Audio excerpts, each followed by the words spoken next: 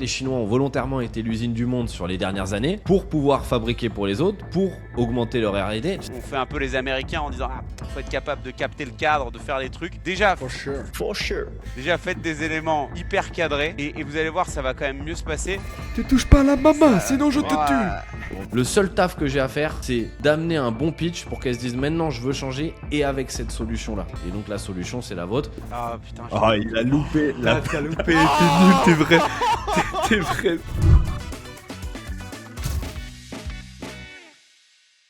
Poivre et Sales, épisode 8. On est parti avec l'équipe de nuit, les irréductibles, les fameux, les radieux. Jed et Gus, comment vous allez ? Radieux, radié, en pleine forme, très heureux de vous retrouver les deux. Radié, pas encore, ça va venir. Radier, Ouais. pas encore. France Travail ne t'a pas encore radié, Jed. Bientôt. Oula, va pas sur des sujets comme ça. Eh, Gus, on t'a pas vu depuis que tu nous as fait une disparition en direct d'un podcast où on n'a pas eu de nouvelles. Je crois que c'était sur le Poivre et Sales 5. Je dis pas de conneries. 5, je crois. Ouais. Où d'un coup, disparition du Gus, on n'a plus jamais eu de nouvelles. Je sais même pas si je t'ai vu depuis. C'était il y a 2 mois. Je pense qu'on s'est pas vu depuis et je serais curieux de laisser les internautes deviner où je suis parti, voir si effectivement ils sont déçus. Mettez en commentaire où est-ce que vous pensez que je suis parti. Exactement. Et Chiki, celui qui trouve, Chiki. ouais, chez qui il est parti. Celui qui trouve gagne son poids en call. Donc c'est parfait. Je vous laisserai faire la conversion. Il gagne Gus, son comment poids tu en vas ? téléphone. Voilà. Et bah écoute, ça va bien. Beaucoup de changements là sur le début. Je suis content de vous retrouver les gars parce que c'est toujours beaucoup de légèreté et très peu d'intelligence. Mais content de vous retrouver sur ce format qui me plaît beaucoup. On a eu du changement. Je pense qu'on va en parler dans l'humeur du jour et avec plaisir pour ce nouvel épisode, messieurs. Est-ce que t'as des nouveautés de ton côté, Gus ? Oui, quelques poils qui ont poussé ici et ici. Voilà que j'ai pas eu le temps de couper. Un nouvel appartement. Voilà, important. J'ai déménagé, donc ça a bien bougé. Là, t'es on en a fait cellule un de boost. dégrisement. Là, t'es en cellule de dégrisement, mais sinon, ça va. Ouais. Tu vas Voilà, là on le commencer voit à hein, pour le coup. modeler. je suis en cellule, mais ça je vais bientôt sortir. Et on a fait un sacré séminaire avec l'équipe Akiro là il y a 2 semaines aussi où c'était chouette. J'ai même eu l'occasion de croiser Jed, de croiser Antoine de l'équipe et toujours cool de mettre des visages sur des pixels qu'on voit toute la journée. Surtout que Jed, je le vois tous les jours, donc pouvoir lui faire un gros câlin c'était cool. Et sinon, d'un point de vue changement, je pense qu'il n'y a pas trop de choses de plus. Et petit fun fact sur parce que là on dirait qu'on a fait un séminaire, qu'on a brainstorm des trucs de ouf et tout. On est allé s'envoyer une grosse séance à la salle. On s'est Ah ouais. fait 2 restos et, et on a surtout énormément à rigoler, mec. Mais Ouais, premier degré, que je sais que tous ceux qui font du remote, quand vous avez l'occasion de vous rendre compte fou. que vous rigolez pour de vrai avec les gens. Et Gus, moi j'ai pas trop de doute parce que je passe ma vie avec, mais Antoine, tu vois, qui est un gars avec qui on échange, mais mec, des fous rires à table, et je me dis, trop bien le remote, mais si vous avez l'occasion de kiffer avec les gens, et Akiro, c'était le cas parce qu'il y avait Flavien et Jenny, que maintenant cette immense audience connaît, et bah vous savez qu'on était du côté de Lyon City Gang. c'est ça. On a même eu l'occasion de faire un épisode de podcast à 3 avec Génie et Flavien. Génie commence à être rodée à l'exercice. Hein. Hollywood l'a appelée plusieurs fois, elle répond même plus. Là, elle les ghost. Elle est sur le prochain Rush Hour, on m'a dit. Ouais. Non? C'est vrai Mais qu'on elle veut on la voit de plus en plus. Hein. On avait lancé ça pendant un séminaire entre nous. On avait pris un peu par surprise comme ça là, sur un épisode. Et puis depuis, ça y est, hein, on a lancé la carrière de Jenny. Donc on est bien. On est bien. On est bien. Il y a son étoile sur Hollywood Boulevard. Et toi, Jules, comment ça va toi? Moi, C'est ça quoi va. un peu ton humour en ce Ça moment? va, ça va. Pareil en déménagement, donc c'est toujours des périodes un peu casse-burne, mais sinon ça va, la forme. Tout va bien, on est parti, l'année démarre bien. Voilà, Akiro qui est sorti, enfin on en avait déjà un peu parlé, mais tout roule. Content des gens avec qui je bosse, donc ça va bien. Et les ads, hein, toujours là dans comment on fait fonctionner les ads, on a de belles surprises là-dessus, donc c'est génial, on augmente petit à petit. Voilà, Trop cool. les nouveaux canaux d'acquisition. Donc nickel. Bon, avant que je vous annonce là le menu un peu de la journée, il y en a encore. Et on vous voit, on a vos noms, vos prénoms, vos adresses, la profession Numéro des de parents, sécu. des personnes qui, encore une fois, nous écoutent, a priori, donc on est dans vos petites oreilles, on est Je en reste face comme de ça vous. tant que vous n'êtes pas abonné. C'est le gars Exactement. horrible. Et, Fais l'épisode comme ça maintenant. et pour autant, est-ce que vous pouvez Me la chauffe. fermer ? Est-ce que vous pouvez la fermer ? Ok, c'est non. Il faut Ok, un petit mec. peu- Je vais appeler la Bravem pour gérer un peu le podcast. Wow. On Il y a n'est des pas mecs sur qui vont TPMP, passer. gars. avec des motos et des bâtons et qui vont vous régler le compte si vous continuez à me couper pendant ces petits panneaux publicitaires. Donc, Ces petits C'est Pablo petit Pablo Escobar. Là, hein. Escobar. la Colombie, ça qui revient. Plata au plomo. Exactement. Plata o plomo. Donc, non, pensez à vous abonner, pensez à mettre un petit like, pensez à commenter. Hein. On n'a toujours pas eu un commentaire dans 8 épisodes, donc ce serait pas mal. On est les seuls à commenter nos premiers. Et nos Gus, seuls, il est fier épisodes. de mettre first. Ouais, De fou. Le prochain écrit only. tu vas voir. Ça va être Only one. Ça va être le running gag de ce podcast, à mon avis. Il va écrire first jusqu'à ce qu'il y ait un gars qui arrive à dépasser Gus. Donc, si vous arrivez à écrire Ça va être ça le first challenge. Ouais. Voilà. avant Gus sur le podcast, mais pour ça, il va falloir mettre la petite cloche, liker. Vous pouvez nous écouter aussi sur les plateformes de podcast, sur Apple, Deezer, enfin toutes les Spotify. Amazon. Spotify, toutes les conneries. Voilà. Vous pouvez y aller. Et on est parti pour le Poivre et Sales épisode 8. Quel est le menu Je vous réexplique vite fait le concept. Bon restaurant, flux tendu, produit de la main à la main, en direct. On a une ardoise qui change systématiquement. Entrée, plat, dessert, apéritif qu'on vient de faire vu qu'on vient de se présenter. L'entrée, Stellantis, groupe Stellantis, avec du déficit à l'intérieur pour des entreprises françaises, Peugeot et Citroën. Enfin, françaises avec des fusions et ainsi de suite. On va en reparler, mais énorme déficit. L'automobile française est en train de couler. Chuter. Est-ce que on est mort alors que historiquement on était le top? C'est pas GMK, hein. Là c'est Jules quand même qui parle, mais on va faire un petit point plutôt business plus que automobile à l'intérieur de ça. Ensuite, on aura le plat avec la standardisation des pitchs. Est-ce que c'est une bonne ou c'est une mauvaise idée? Ça va être le plat du jour, le gros débat. Est-ce qu'il y aura un débat? Est-ce qu'on est d'accord, pas d'accord? On n'en sait rien, on le découvre comme vous, hein, à chaque fois, en direct sur le podcast, si on est d'accord ou pas. Est-ce qu'il faut standardiser ces pitchs quand vous êtes Head of Sales, quand vous êtes SDR, quand vous faites des appels ou que vous êtes en appel? Et s'il faut standardiser, quelle partie il faut améliorer à chaque fois et personnaliser? On verra tout ça. Ensuite, le dessert, on aura un petit jeu classique. Cette fois, c'est pas Jed le responsable sucrerie, ce sera Gus qui traiteur. va animer le jeu. On vous laisse la surprise et un tour de poivre de la semaine qui sera également honoré par Maître Gus, huissier de justice, Maître Gus Tonnel, qui va nous faire un petit tour de poivre. Vous allez voir, c'est sur le bashing.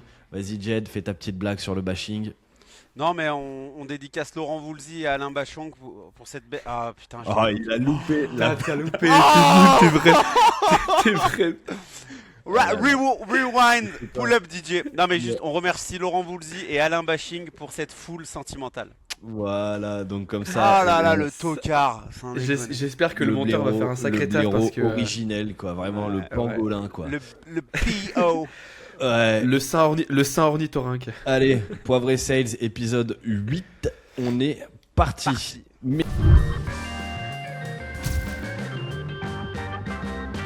Messieurs, entrée Stellantis, le groupe, publication des bilans et déficit 22 milliards de pertes nettes. Jed, non, si je dis pas de conneries pour Peugeot. Yes, pour vous mettre un petit peu de contexte, là c'est mois de février au moment où on tourne l'épisode.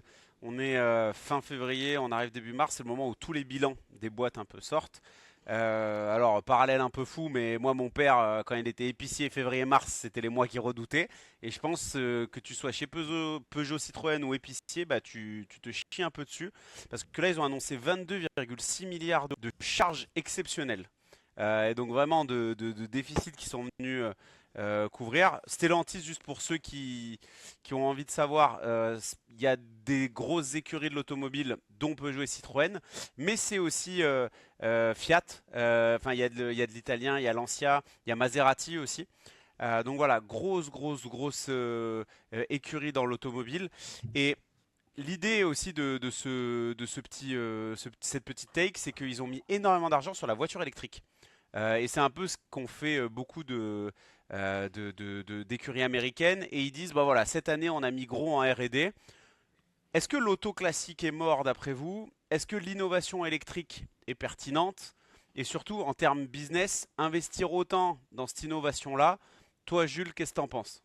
Mais moi, je pense qu'on s'est juste fait ouvrir en deux par les Chinois. Ouais. Pourquoi? Parce que ça fait maintenant 20 ans que la Chine dit allez les mecs, venez produire en Chine, comme ça va être génial, venez, et vous nous envoyez toute la production, vous nous envoyez les plans, parce qu'il va falloir fabriquer, donc il y a les plans, et donc qui monte en compétence sur toute la chaîne de fabrication, c'est les Chinois. Donc en fait, les Chinois ont volontairement été l'usine du monde sur les dernières années, pour pouvoir fabriquer pour les autres, pour augmenter leur R&D. Tu sais qu'ils ont acheté des Boeing, ils ont acheté 2 Boeing, la Chine, il n'y en a qu'un seul qui vole.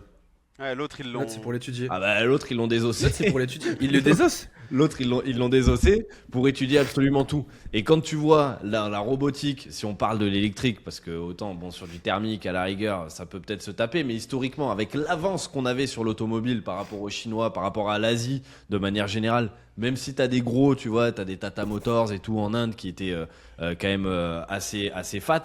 La France c'est un pays d'automobile, on s'est fait ouvrir en deux. Et sur l'électrique, il y a qu'à voir maintenant en quelques années, même par rapport à des ricains, les BYD. Aujourd'hui, c'est les BYD 100 fois plus. Enfin, j'en vois beaucoup plus que des Tesla, et je crois que les BYD, en termes de prix par rapport à une Tesla, c'est moins cher, c'est bien plus élevé en termes de qualité, à gamme égale et à prix égal. Franchement, voilà, on s'est juste fait ouvrir, et là où on était persuadé qu'on avait l'atelier du monde et qu'on était en train de rouler sur les gens, bah, pendant ce temps, ils ont fait leur petite bricole en scred.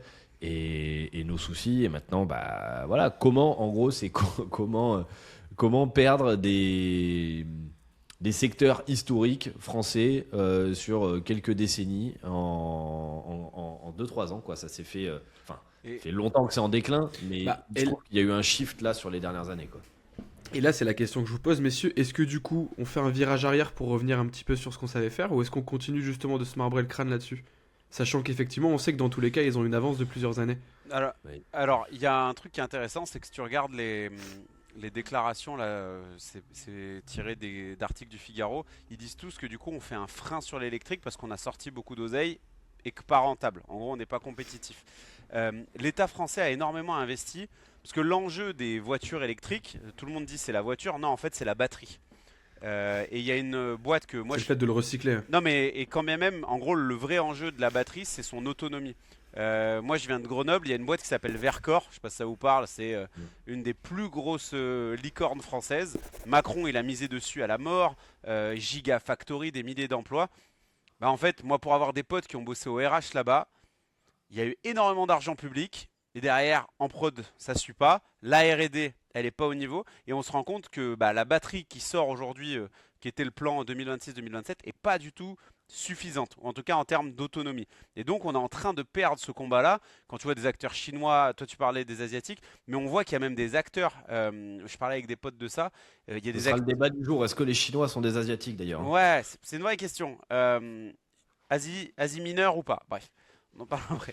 Mais tout ça pour dire, moi je pense que tu t'as mis le doigt sur quelque chose, c'est que là où historiquement on était bon, il faut aussi admettre qu'on a perdu un peu cette bataille-là. Et je trouve qu'on a du mal côté français, tu sais, à reconnaître et à repartir au basique. Enfin, je vois même pas quelle est la solution, tu vois, sur l'aspect technologique. Quand tu as du retard, qu'est-ce que tu fais? Est-ce que tu dis on va grinder et on remet encore de l'argent? Est-ce qu'on va espionner ailleurs? Est-ce qu'on va chercher des cerveaux? Enfin, tu vois, quand tu as un déficit technologique, toi, Jules, admettons ta boîte, tu sais que tu es en retard sur un truc, comment est-ce que tu vas te dire demain, je vais essayer de venir combler ce truc-là?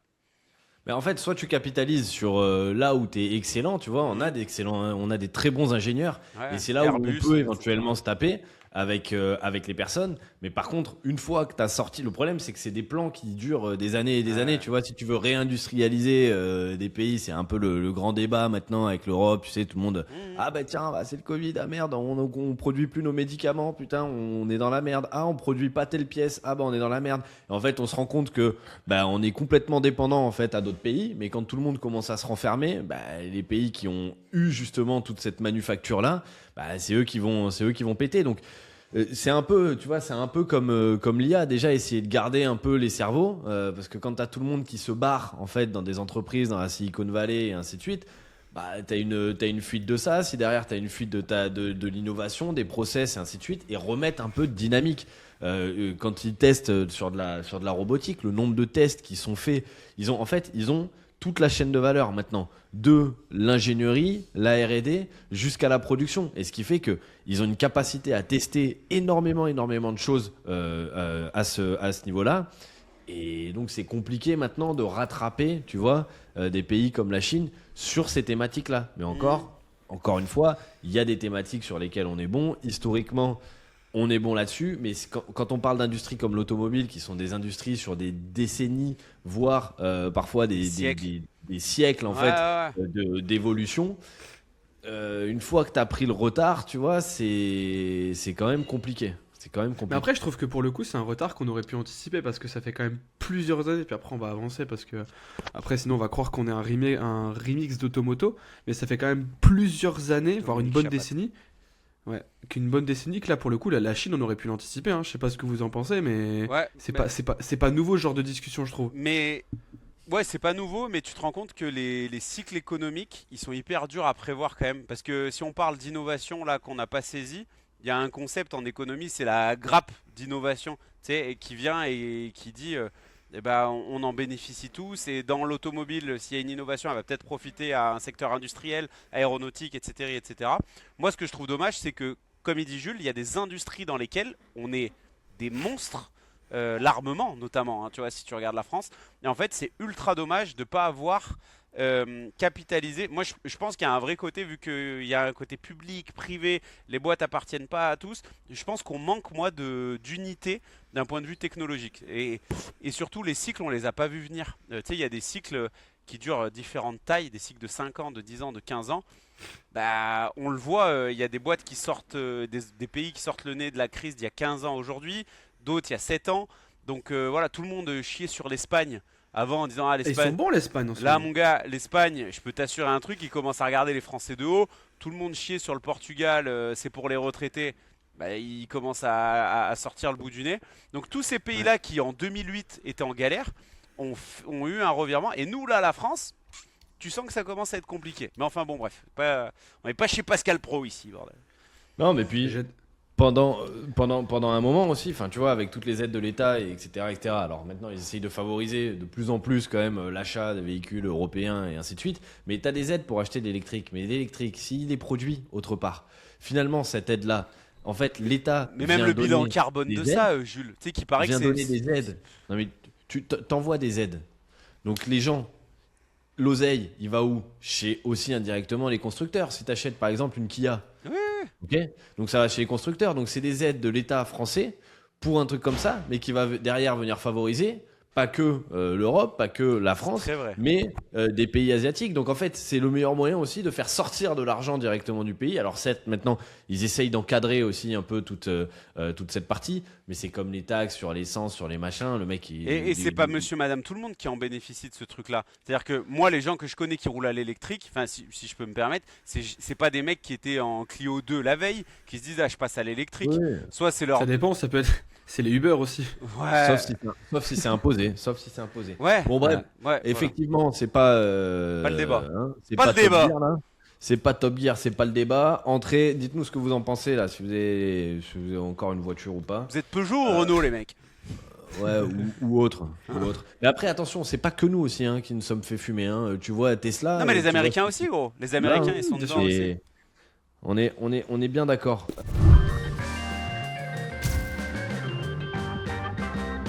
Le plat, on avait parlé de la standardisation des pitchs. Est-ce que c'est une bonne idée d'aller standardiser les pitchs selon vous? Déjà, qu'est-ce que la standardisation d'un pitch? Il y en a un qui veut s'envoyer là-dessus, comme ça au moins on part tous avec le même niveau d'information.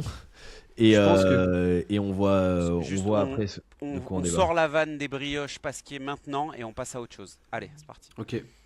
Pour moi, un pitch, c'est une pâtisserie chocolatée qui voilà, je te la fais. Tu voulais que je la fasse, je peux la faire. Non, quand on parle de standardisation des pitchs à l'audience qui nous écoute, slash donc la maman de Jed qu'on embrasse et C'est la trois seule autres personnes, personne qui nous écoute. qui est la seule personne qui nous écoute, mais en tout cas, on voulait vous passer un petit coucou. Quand effectivement on parle de standardisation des pitchs, c'est le fait d'avoir justement 80 voire 90%, bref, d'avoir les mêmes bases pour l'ensemble des pitchs qu'on va avoir, que ce soit pour du call, que ce soit pour de la vente. Il y en a qui effectivement aiment bien se raccrocher, avoir justement cette bouée de sauvetage où c'est un peu tout le temps la même chose. Il y en a, ils font au feeling, vraiment d'un appel de vente ou d'un appel de call-call à l'autre. Ils aiment bien totalement innover. Et donc la question qu'on va aborder là aujourd'hui avec les deux oiseaux, c'est est-ce que c'est mieux justement d'avoir tout le temps cette même base et il faut pas déroger, ou est-ce que dans ces cas-là, il faut tout changer, ou est-ce qu'il y a un juste milieu? Bon, moi j'ai ma réponse, je suis curieux de vous entendre là-dessus, ou est-ce que vous voulez que je commence, Je messieurs? suis curieux d'avoir ta réponse, juste, il y a moyen qu'on soit pas d'accord. Non, je pense que pour ça, Non, mais toi et moi, on vois. sera d'accord, je pense, mais peut-être pas Jules. Ouais. Non, si, je pense aussi, Ah Jules. ouais? Moi, pour le coup, je pense que il faut. C'est pas noir, c'est pas blanc, c'est gris. C'est-à-dire que se raccrocher à une base effectivement qui sera commune. Et là, pour le coup, que ce soit du call call ou que ce soit justement un pitch de vente, pour le coup, ça va être exactement la même chose. Il faut une base commune où tu es certain d'avoir une ligne directrice. Par contre, si cette ligne directrice, elle commence à occuper 80 voire 90% de ton discours, c'est là où tu laisses plus place à l'improvisation. Et c'est là où en fait derrière, il n'y a plus de personnalisation dans tes appels, que ce soit de vente ou de call call. Et là, pour le coup, on le met en place notamment avec la trentaine, 35 clients qu'on a. C'est certes, effectivement, il y a une structure globale sur les pitchs de call call. Donc moi, là, aujourd'hui, je vais me cantonner au sujet du call call et je laisserai le sujet pitch de vente à Jules. Si effectivement, on n'a pas cette structure globale où on sait, un peu comme là ce qu'on fait avec les épisodes de Poivre et Sales, entrée, plat, dessert, apéro, et ben en fait, c'est là où ça peut vite partir dans tous les sens. Donc moi, ce que je recommande toujours, c'est d'avoir des grandes lignes, d'avoir vraiment des points de passage, c'est ce que je dis tout le temps. Et là, notamment pour le call call, ce que j'aime bien, c'est d'abord de capter l'attention, d'abord accrocher le prospect, et que tu fasses ça effectivement avec des petites accroches qui changent, c'est pas grave, mais au moins tu sais que ce premier bloc, c'est de capter l'attention. Ensuite, une fois que ça c'est fait, c'est le bloc de proposition de valeur. Et là, du coup, quand on parle de standardisation, on est dans une standardisation dans la forme, mais pas dans le fond. Et enfin, dans le fond, mais pas dans la forme, pardon. Ouais, oui, Et oui. voilà, là c'est mieux comme ça. Et c'est là où en fait on vient justement se définir des points de passage qui vont pas bouger, justement cette structure. Et pour moi cette structure elle est commune, mais par contre ce que tu viens incorporer ensuite derrière dans ton phrasé, dans ton verbatim, là ça va forcément changer en fonction du persona que tu as en face de toi, en fonction du contexte, en fonction de l'industrie. Très, très, très d'accord avec toi, mon Gus. Je vais juste venir peut-être mettre aussi une nuance. C'est que moi je trouve que c'est bien de standardiser parce que la dernière fois on se disait ah, est-ce qu'un bon vendeur ça fait la diff? Est-ce que le marketing est plus puissant que la vente, etc., etc. Moi je pense qu'un bon pitch, et que ce soit pour un call de vente ou un cold call, bah, c'est utile et ça permet de savoir où on va. Par contre, le problème c'est qu'on se retrouve aujourd'hui à avoir justement une standardisation des pitchs et donc ça sonne comme tout le monde aussi.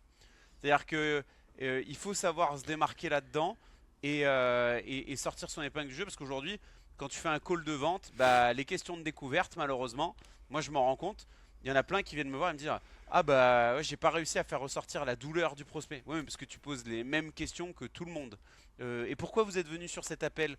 Et c'est quoi la plus grosse difficulté de votre truc? Bref, en gros, je trouve que la standardisation c'est génial, mais par contre, ça veut pas dire une généralisation. Il faut que ce soit de l'ultra personnalisation dans ce qu'on fait.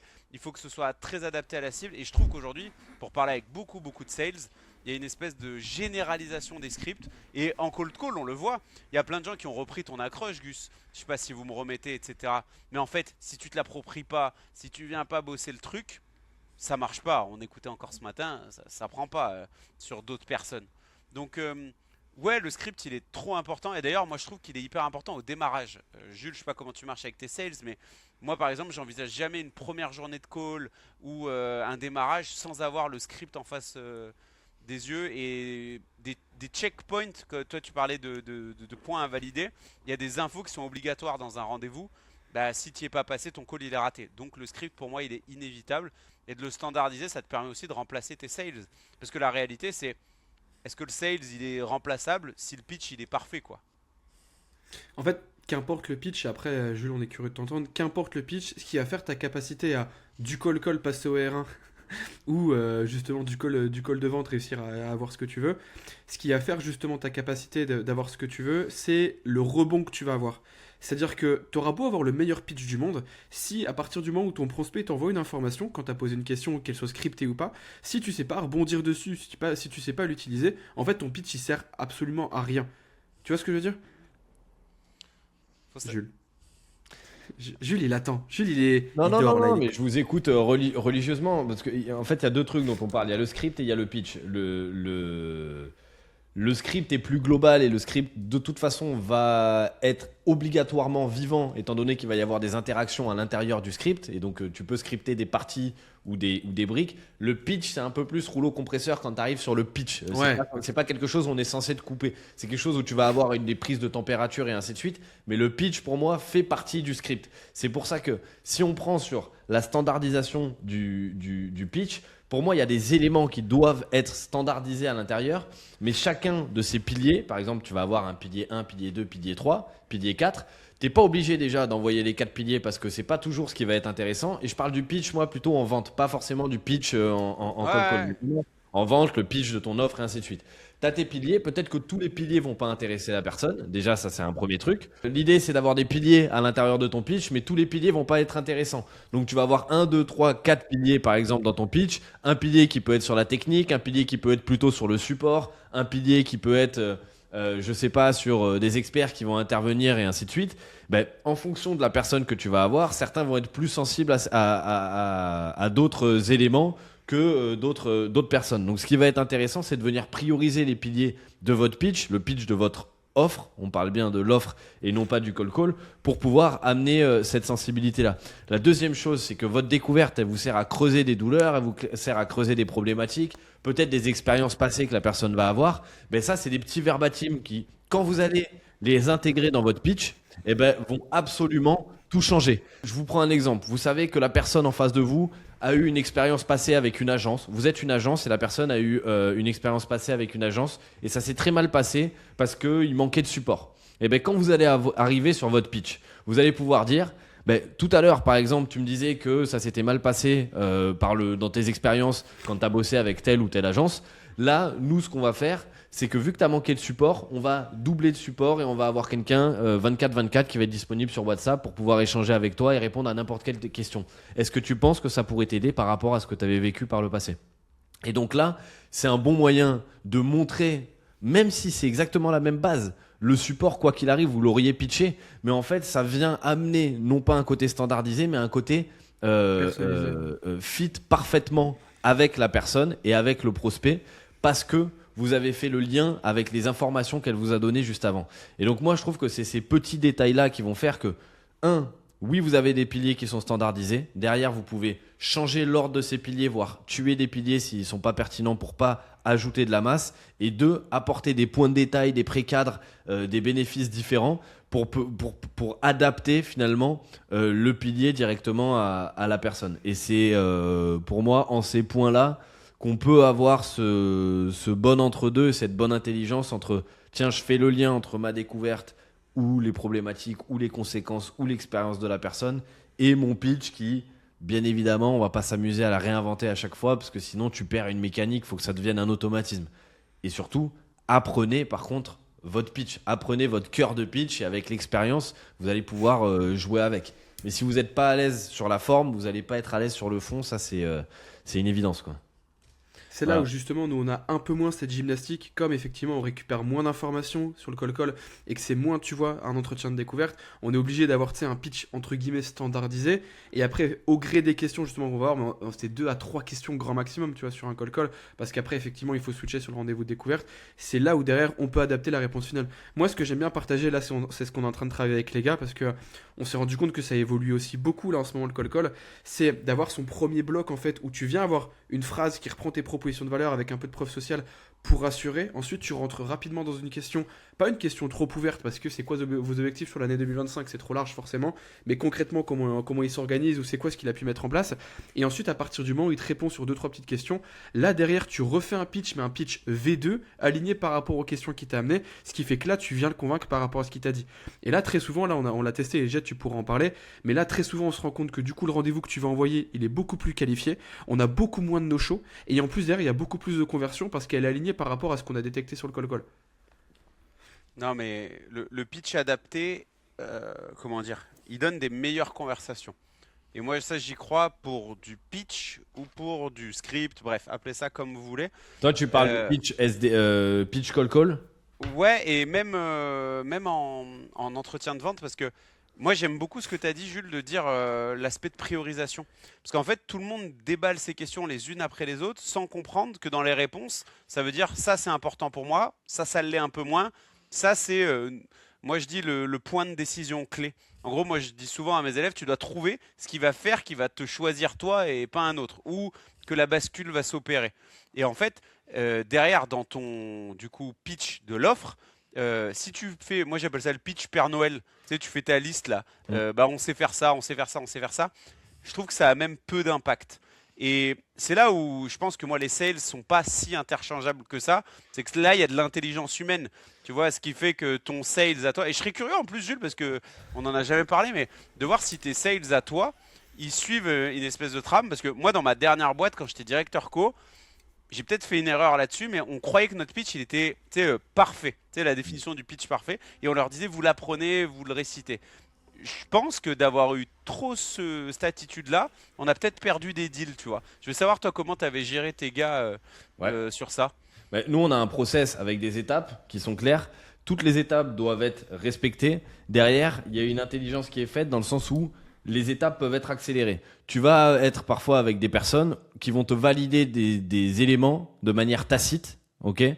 Ou forcément, tu vas pas aller reposer la question si de manière tacite, en fait, ça a été validé. Ça, c'est une première chose. Par exemple, dans la structure, tu as une phase à un moment de conséquence. Tu sens qu'il y a des gens qui sont plus ou moins réceptifs à ça. Tu vois.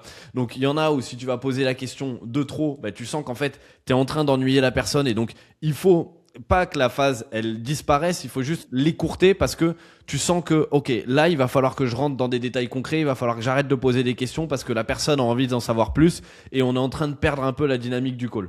Donc ça, c'est plus la manière dont on va aller réagir. Donc oui, il y a d'ailleurs un process. J'avais fait une vidéo sur la chaîne où j'explique toutes les étapes de mon process, Ouais, c'est ce que j'avais vu, moi. de la partie découverte jusqu'à donc à l'intérieur de la découverte, il y a déjà 5 étapes et derrière jusqu'à la démo où pareil, vous allez retrouver 5 étapes et donc il va y avoir toute cette suite là, le pitch avec forcément différentes offres qu'on va travailler en amont parce que tu dois arriver avec un moment un support, une propale, un truc que tu vas pouvoir aller pitcher. Mais ce qui va être important, c'est pour ça que la propale va être globalement standardisé, mais ce qui va être important, c'est comment on va accompagner cette propale. Sinon, ton sales, en fait, sert à rien, et donc tu as juste à envoyer un document. Et donc, c'est les éléments qui vont être racontés pour faire vivre la propale qui vont être adaptés en fonction de ce qu'on fait. Et la propale, on la fait vivre aussi, puisqu'on est en partage d'écran et qu'on vient redemander des informations et réécrire toujours en fait des choses devant le prospect. Par exemple, ça peut être sur des problèmes, ça peut être sur de la quantification d'objectifs. Et on vient lui dire, ok, là par exemple, si tu te projettes à 3, 6, 12 mois, toi, qu'est-ce que tu as envie d'atteindre? Et là, la personne, elle va te dire, je sais pas, 2 millions d'euros. Ok, on va noter 2 millions d'euros. La dernière fois, je m'étais noté, par exemple, que tu avais ça comme problématique, dont problématique 1 sur l'acquisition, parce qu'aujourd'hui, tu dépends uniquement du bouche à oreille et que tu as envie d'être un peu plus véloce dans ton acquisition. Ok ?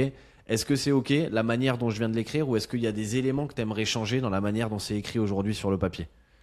Non, c'est ok. Ou non, peut-être que j'irai rajouter ça. Et donc, on vient systématiquement prendre la température et impliquer la personne dans la propale qui n'est jamais figée. Et donc ça va être amené à évoluer.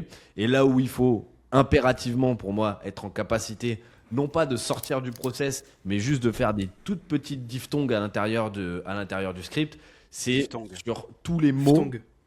Hein ? Diphtongue. Tu vas diphtongue, je diphtongue. Je diphtongue. Vous connaissez pas ? Diphtongue. Ah, si, j'ai été en cours de français au collège, mais ça Si, faisait j'ai fait- 15 ans que j'avais pas J'ai- entendu. Il est merveilleux. Bah ouais. Bon ben voilà, Diphtongue. c'est génial. Je suis un artisan Et des voilà. mots, hein. Ça il faut le Je suis un savoir. Là, Hein. tu vois, du là, verbe. Toi, Je suis un toi, toi, artisan du verbe. tu roucoules la langue de Molière, toi. Hein. Oh là, malheureux. Et donc ce qu'on va pouvoir faire, c'est sortir et faire des petites diphtongues à l'intérieur du process, à l'intérieur du script, si on doit rebondir sur des mots. Et là, moi, c'est le truc sur lequel je suis intransigeant. Il y a des perches qui sont tendues par moment par le prospect où c'est interdit de pas Faut pas les rebondir dire. dessus. Et les gens qui sont Ouais, trop de dans le ouf. script, le problème d'être trop dans le script, c'est que tu es Ce en que je train de disais tout à réfléchir l'heure. à la question que tu vas poser après, et donc tu passes à côté T'es de pas dans l'écoute. l'utile absolu que la personne vient de te donner. Par exemple, ouais, mais nous on a bossé avec, pour reprendre l'exemple d'une mauvaise expérience passée, nous on a bossé avec une autre agence par le passé.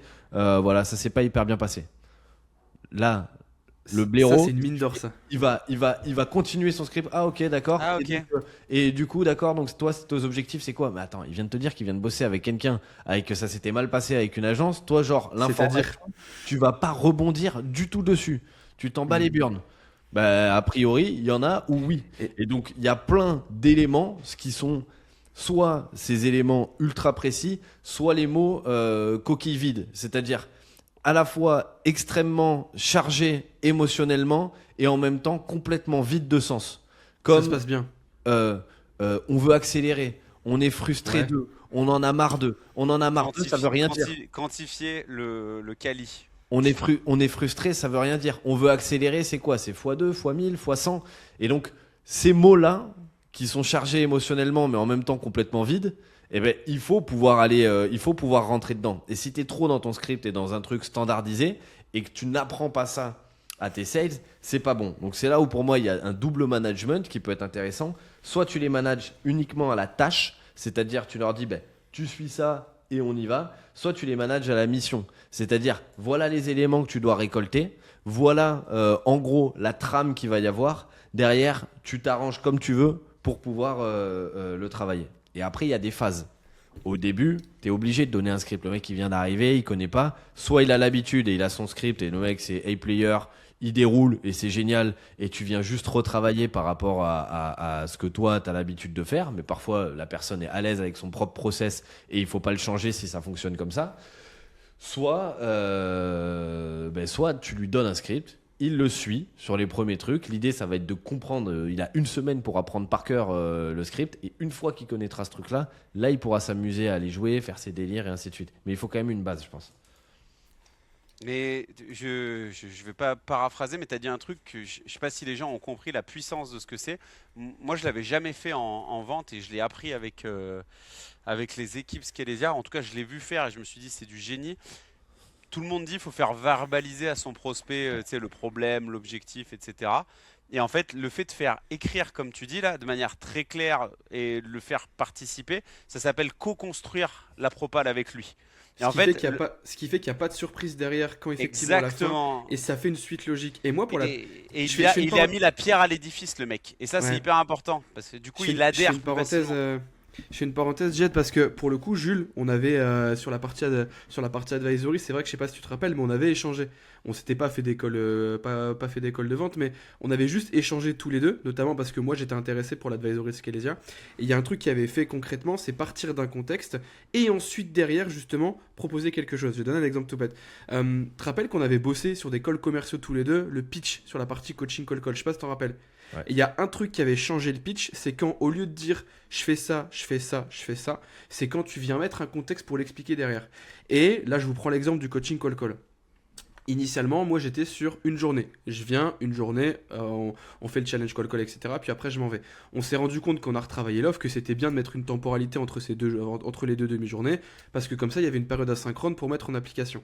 Et en fait, la manière de le dire, c'est, en fait, très souvent, on se rend compte que sur les formations, on est bourré de bonnes intentions, on vient effectivement, le formateur vient, il y a plein d'énergie, on crée une émulation sur cette première journée, et après, plus de son, plus d'image. Et en fait, nous, par rapport à ça, on a préféré dissocier en deux demi-journées. Et en fait, c'est là où fait, ah ouais, putain, c'est vrai que j'avais déjà pris un formateur à l'époque, j'en avais déjà pris 2-3, ça se passait comme ça. Et après, au bout de 2-3 semaines après le passage, tout se passe très bien. Et après, il n'y a plus rien. Et c'est là où justement, quand vous mettez un contexte et que vous construisez justement le pitch par rapport à une vraie situation, c'est là où derrière, ça fait une suite logique à la fin. C'est désolé pour la parenthèse. Là où les gens ont tendance à s'arrêter, en fait, c'est. Alors, les pires vont faire caractéristiques, ils vont juste donner une caractéristique. Exemple, on vient de demi-journée. Bon. Voilà. Les autres vont faire caractéristiques bénéfices. On vient de demi-journée, donc ça va permettre aux équipes de poser des De mettre questions. en application. S'il y en a qui sont venus après la première demi-journée, ils vont pouvoir aussi Ouais. vous poser des questions et mettre en application derrière. Et les meilleurs vont faire pré-cadre, caractéristiques, puis bénéfices. La plupart du temps, on se rend compte qu'effectivement, dans les formations, les gens sont un peu perdus après une journée, c'est-à-dire qu'on passe comme ça une demi-journée, personne ne peut poser des questions, et en fait, il n'y a pas forcément de support dessus. Du coup, moi, ce que j'ai fait, c'est que j'ai splitté en deux demi-journées, où la première, je vais venir, et du coup, la deuxième demi-journée, les gens vont pouvoir bénéfice logique, puis bénéfice émotionnel. Et donc là, tu viens amplifier et donner tout le contexte en fait de l'argument parce que tu l'as adapté. Et alors, si tu arrives à faire en plus un pré-cadre qui va être relié à ce que la personne t'a dit tout à l'heure, Dans l'entretien de découverte, c'est là, royal. laisse tomber. Tu me disais la dernière fois que la personne était passée chez toi dans une entreprise, tes sales avaient été perdus juste après le passage parce qu'ils n'avaient pas eu de support et ils avaient été frustrés de ne pas avoir de demi-journée. Ben justement, moi, mon mode de fonctionnement, c'est que boum, boum, boum, boum, boum. Et là, laisse tomber. Alors que ça, c'était un truc standardisé au départ dans ton pitch. Mais juste, tu vas le shifter. C'est la manière dont tu packages le truc, la manière dont tu packages l'offre. On le voit beaucoup dans les gens, si on sort un peu du pitch et du script, dans le package des offres. J'invite toujours les gens à venir ramifier en fait leur offre. Souvent, ils viennent faire un seul gros bloc dans lequel ils font une liste un peu de fonctionnalités, un peu en mode devis comme ça à tiroir. Alors que si vous venez découper des étapes qui sont déjà dans votre offre pour en faire une chronologie et en faire un package, en fait, vous allez montrer beaucoup plus de valeur et donc vous passez du produit à l'offre. Et c'est là où c'est un peu plus énervé. J'ai l'impression qu'on était quand même relativement très d'accord sur ce débat. Est-ce que Ouais, mais c'est pas plus mal, hein. c'est Pour pas une plus fois, mal, c'est pas plus mal. Mais moi, j'aime beaucoup votre rapport à ce truc-là, parce que moi, je parle Et de ça on toute la t'aime journée avec beaucoup les gens. également. On t'aime, Non, non, non, franchement, mais t'es Jules, un tu sais que là, Jules, j'étais en coaching là, j'ai bien aimé. Tu vois, j'ai pris un peu de trucs et tout. Mais non, hyper intéressant. Juste aussi pour ceux qui démarreraient et qui seraient des néophytes, des débutants. Bah en fait, le script, c'est aussi votre bouée de secours quand vous galérez. C'est-à-dire que moi, il m'est arrivé plus d'une fois de me sentir perdu. Et c'est bien d'avoir aussi un support, un élément sur lequel se rattacher. Et là, on fait un peu les Américains en disant, faut être capable de capter le cadre, de faire les trucs. Déjà, For sure. déjà faites des éléments hyper cadrés. Et vous allez voir, ça va quand même mieux se passer. Mais moi, je vois des gens qui arrivent et qui ne savent pas comment doit se passer un rendez-vous commercial. Est-ce que Jules, tu peux nous dire, et comme ça après on bloquera là-dessus, parce que standardisation ok, mais du coup c'est quoi les grandes étapes? Ok. Il y a plein de gens qui disent le R1, est-ce que je close sur le R1? Bien sûr ça dépend de vos offres, ça dépend de tout ça. Est-ce que j'annonce le prix? Est-ce que je fais ma démo? C'est quoi ton avis là-dessus? Alors, le plus simple, moi, quelqu'un qui débute, alors, à part si vous vendez un SaaS à 20 balles, vous pouvez pas vous permettre de faire 3 rendez-vous pour vendre un SaaS à 20 balles. Donc, allez pitcher directement sur le truc. Sinon, sur les offres, high ticket, services et autres, Accompagnement. allez-y Voilà. sur. C'est intéressant, vous ça, n'aurez ça pas va la intéresser capacité du monde. pour aller closer sur un R1. Vous n'allez pas être capable de faire la découverte, le truc, le closing, le traitement des objections. Ça va vous prendre trop de temps. Vous n'avez pas cette compétence-là. Donc, allez splitter en 2 appels. Ce que vous faites, c'est un R1. Vous allez démarrer votre phase de R1 par une phase de connexion. La phase de connexion, c'est phase de cadrage déjà. C'est-à-dire délimiter un peu le périmètre de l'appel. Donc, ça, c'est toujours la même chose. On va parler de ça aujourd'hui. Vous l'apprenez par cœur. C'est-à-dire, en gros, Ce que je fais. salut, très heureux de pouvoir échanger avec toi. Là, pour te dire, on a 20-30 minutes devant nous. L'objectif, c'est que je puisse comprendre un peu mieux tes objectifs, tes enjeux, voir si éventuellement je peux avoir une solution pour t'aider. Si jamais je me rends compte que c'est le cas, alors on pourra aller sur un deuxième appel et je pourrai rentrer un peu dans le détail. Juste, déjà, est-ce que sur les 20-30 minutes, tu as bien les 20-30 minutes devant toi? Ou est-ce que si on a le malheur de dépasser, on pourra dépasser un tout petit peu? Putain, Jules, t'es mon gars, hein. C'est ma petite phrase ça aussi. Voilà. Donc là, J'aime ton... 30 minutes, ça on connaît, tu vois, ça fait longtemps que je l'ai pas récité et je l'ai encore en tête tellement je l'ai fait. bien. Et donc là, la personne, ouais, 30 minutes. Ok, génial. Et là, on prend direct le lead, juste par curiosité. Qu'est-ce qui fait qu'on est en train de se parler aujourd'hui? Qu'est-ce qui a attiré ton attention dans la pub que tu as vue? Qu'est-ce qui a attiré ton attention dans l'échange qu'on a eu en 5 minutes au téléphone? Si vous voulez mettre un pré-cadre sur du call, bon, écoute, je sais que t'es CMO, j'imagine que t'as des journées qui sont relativement chargées. Il y a peu de chances que t'accordes 30 minutes à n'importe qui. Qu'est-ce qui, dans l'échange qu'on a eu la dernière fois en appel téléphonique, t'es fait dire, tiens, ça peut être intéressant de pouvoir échanger. Et donc là, direct, vous avez la tonalité de l'appel. Ah, juste par curiosité, ou j'étais intéressé d'eux. Nous, on vient de lever des fonds. Et en fait, vous allez choper dès le début une information ultra intéressante. Il y a ça qui fonctionne bien. Même Je fais la une par- température. Vas-y. Ouais. Je fais une parenthèse aussi. À la fin, là, si t'as le temps, effectivement, si t'as la fenêtre de tir, nous on aime bien dire là pour que je puisse bien préparer l'entretien de vendredi. Est-ce qu'il y a peut-être 2-3 petits sujets que tu voudrais me partager pour que je puisse être encore plus précis. Ce qui fait que si 10 sujets 1, sujet 2, et toi en commençant justement ton rendez-vous, tu dis quand on s'est eu au téléphone la dernière fois, tu me partageais que les sujets d'aujourd'hui qui t'intéressaient c'était 1, 2. Est-ce qu'entre-temps, justement, quand on a arrêté notre conversation, ça t'a fait générer d'autres choses? Et là, peut-être qu'à certains moments, on va dire bah c'est vrai que j'étais voir votre site internet, j'ai vu A et B, et il y a aussi 3 qui pourraient m'intéresser. Et là, automatiquement, t'as l'info aussi au début.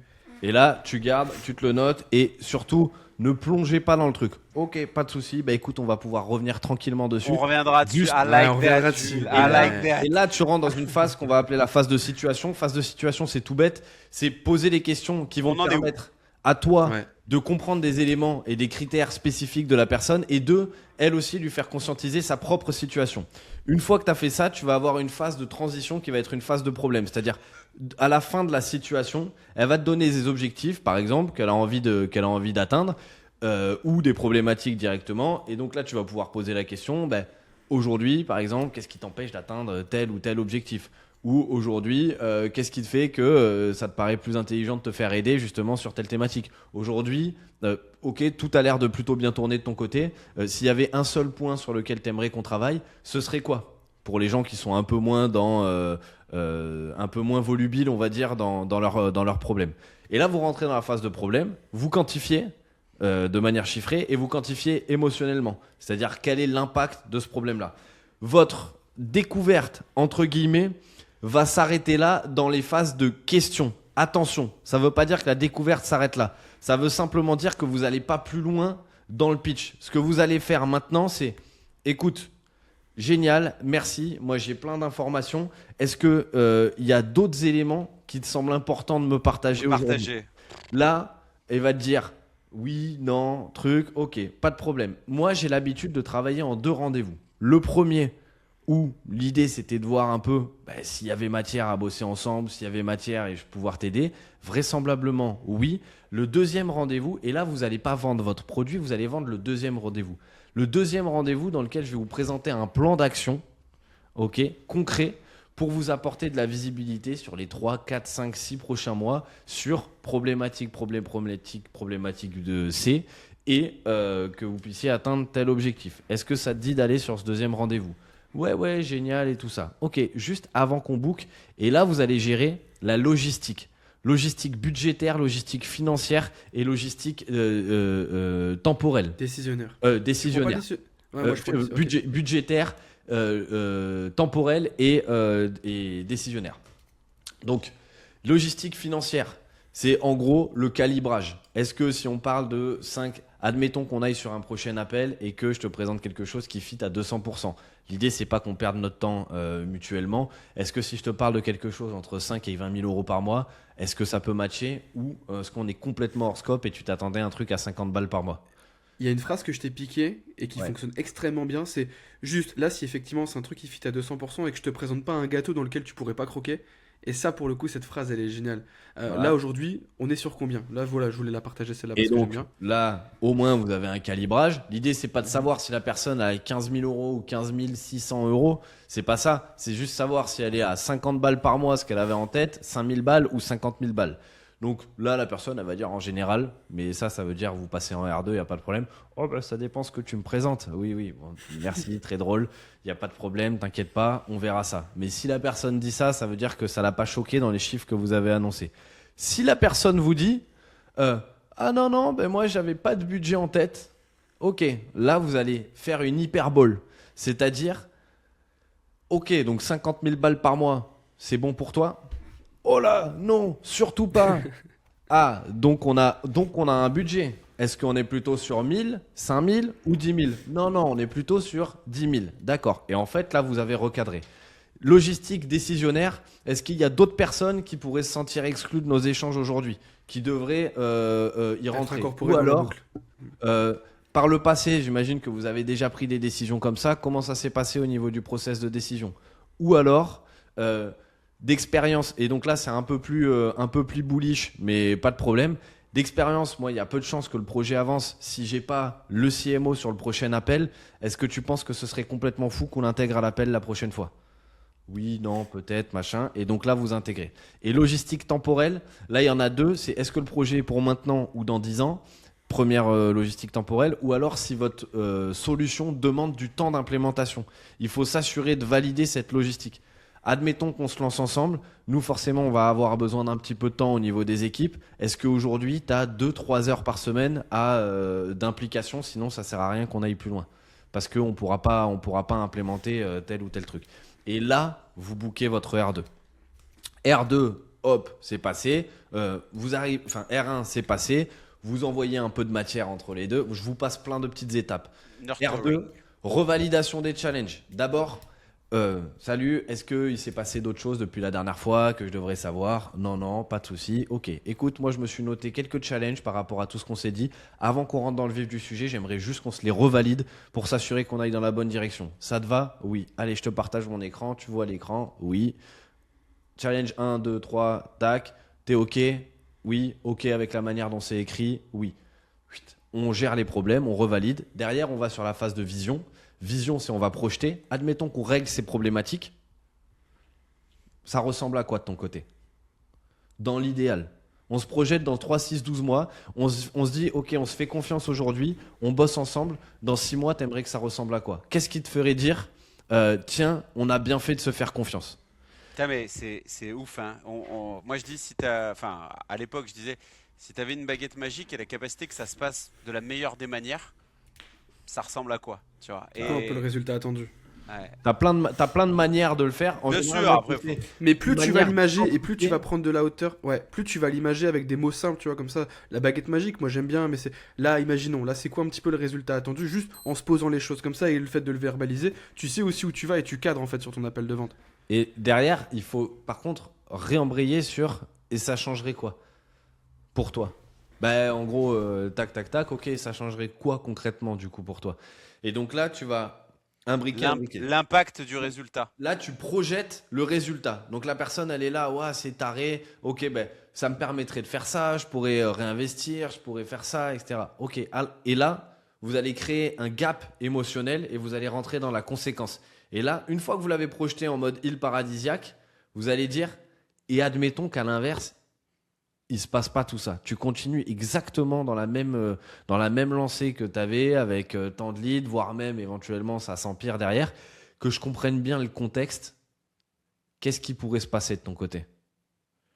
Bah, on va pas pouvoir faire ça, on va devoir licencier, ou alors on aura plus de mal à atteindre les objectifs, etc. Ok, donc c'est important de le faire maintenant pour toi. Ou alors, question que j'adore, au lieu de dire quand est-ce que tu veux démarrer, c'est à quel moment toi tu as envie d'avoir les résultats dont tu m'as parlé? Bah, au plus vite. Ok, donc selon toi, faudrait démarrer quand? Au plus vite. Et donc là, tu viens découper le truc. Et là, tu viens de créer psychologiquement en fait un espèce de gap dans lequel tu vas pouvoir t'engouffrer pour rentrer dans ton pitch. Pourquoi? Parce que la personne, elle vient de te dire bah, j'ai envie de démarrer au plus vite, machin. Tu viens de créer cette projection et cette phase de conséquence. Et donc, tu lui as vendu l'idée qu'il fallait changer. J'ai toujours pas parlé de mon produit depuis tout à l'heure, j'ai toujours pas parlé de mon offre, j'ai toujours rien pitché. Par contre, la personne, elle vient de me dire qu'il fallait qu'elle change, oui, que le problème était gros, oui, qu'il fallait qu'elle change maintenant, oui. Donc là, maintenant, j'ai tous les éléments pour dire, elle va changer. Le seul taf que j'ai à faire, c'est d'amener un bon pitch pour qu'elle se dise maintenant, je veux changer et avec cette solution-là. Et donc, la solution, c'est la vôtre. Vous pitchez, prise de température, vous demandez la vente, traitement des premières objections. Non, redemandez la vente, tac. Et s'il faut, R3. Bon, c'est toujours compliqué à faire en deux spies ces process parce qu'on fait plein de diphtongues. Mais mec, c'était génial ça. Ça, c'est génial et je pense que ça intéresse vraiment l'audience. Et enfin, moi, je sens que tu as bouffé du rider. Légèrement. Ouais, mais Matt Rider, Légèrement. franchement, et c'est trop bien parce que il y a quand même un côté adapté à la francophonie dans ta façon de le présenter. Surtout sur la conséquence.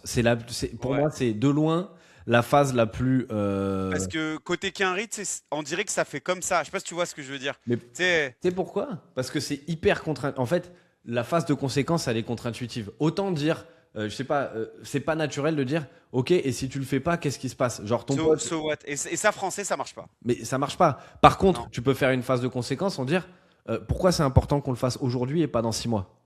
Ouais. C'est une phase de Jouer, conséquence.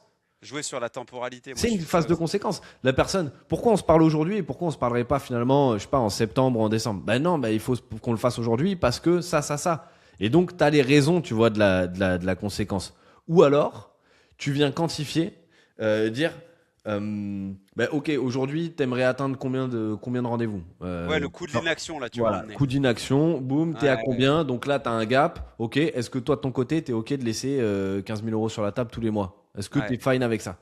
Si tu me dis que t'es fine, il n'y a pas de problème, tu vois. Parce que dans un an, moi j'aime bien rapporter aux 12 mois, tu sais, à chaque fois. Parce que dans un an, voilà ce à côté de quoi t'es passé, Ouais. etc. Non, mais c'est trop, trop bien. Même moi, tu vois, je dis vraiment ce que tu as dit tous les jours. Ça fait du bien de l'entendre, tu vois. Ah bah, Et prenez des notes, les loulous, parce que c'est génial. Et en fait, c'est là où on voit que l'offre est 100 fois secondaire, quoi.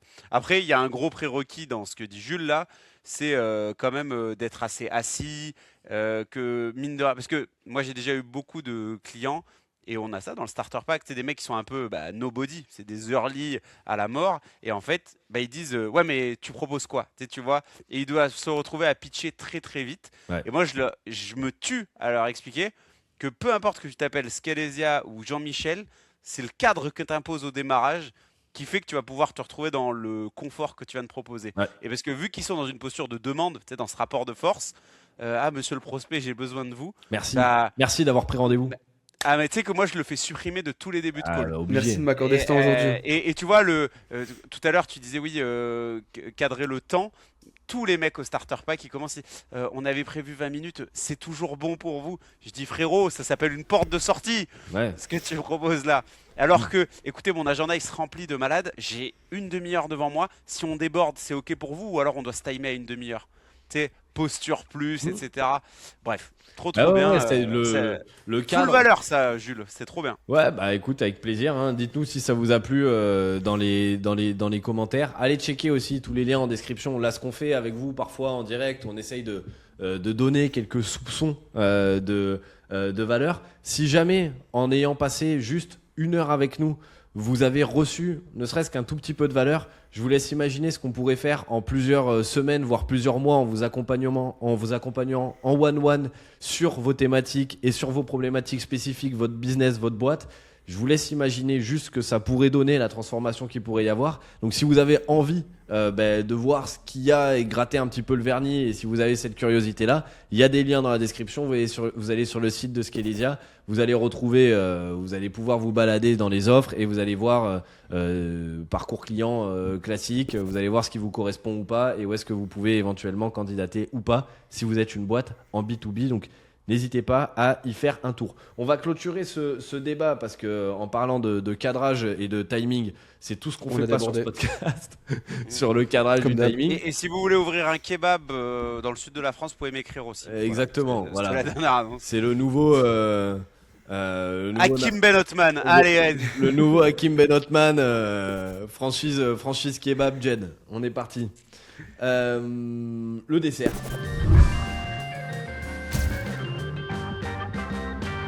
Gus, on est bon, on clôture. Qu'est-ce que tu nous as préparé dans ta jolie besace? Dans ma jolie besace sucrée de traiteur, je vous ai préparé un abécédaire du sales entrepreneuriat. Donc c'est-à-dire que le thème global c'est le sales avec, on va switcher un petit peu sur la partie entrepreneuriat. Et ce que je vous propose c'est qu'à chaque fois c'est de vous mettre en concurrence. Donc c'est celui qui répond le plus vite. Si après vous donnez tous les deux une réponse, on peut passer au second tour. Et je vais donner un exemple qui est très simple, c'est cite-moi un quelque chose en A. Et ensuite, effectivement, c'est là où on passe au B. Anaconda. On passe au C. Voilà, c'est... T'as gagné. T'as gagné, Jed, Non, mais- c'est bien. T'as gagné ton poids en call-call. Wow, frère. Ça va coûter Ça cher en en fait du crédit. combiné. Ça va coûter cher en crédit Ouais, débit. Bélec, le 100 kilos en crédit, il fait pas plaisir. D'ailleurs, pour la petite histoire, moi je tiens à te féliciter, Jed, parce qu'on s'est eu au téléphone en janvier et tu m'as dit que t'allais commencer à courir, etc. Ce qu'il faut savoir, c'est que vous le voyez peut-être pas, mais Jed il a presque perdu 10 kilos, je crois même un peu plus en l'espace d'un mois. J'ai perdu 16 kilos. Là. 16 kilos, et je voulais juste te faire un big up parce que t'as tenu tes promesses. Ça régale, frère. Voilà, donc voilà, je voulais. Attends, on a parlé de kilos. Mais je donc peux voilà, pas, Jules, il se met torse nu avant de venir en en podcast. Je le vois, je dis ah, c'est pas possible de rester comme ça. Basile, je le vois, les bras sur le t-shirt, frère, c'est trop. Oh, ça m'écœure. Moi, les mecs qui se mettent torse nu Gus, comme ça. Gus, j'ai le malheur de le dire, mais je l'ai vu sortir de la douche à Lyon, voilà, je le dis. J'ai pris un t-shirt à Gus, voilà, faut dire les choses. Tout est vrai, hein, je te jure, Jules. Et pour rendre le t-shirt à Gus, j'ai dû me dessaper dans les rues de Lyon à 23h. Ah là là. Je lui rends et je mets mon gilet, je pars dans ce nid derrière. Je crois que les gens, ils ont cru que je raquettais Jed en pleine. Et je vous jure que c'est vrai, c'est devant un bar ou une boîte, un truc un peu chelou qui s'appelait déjà, le trou.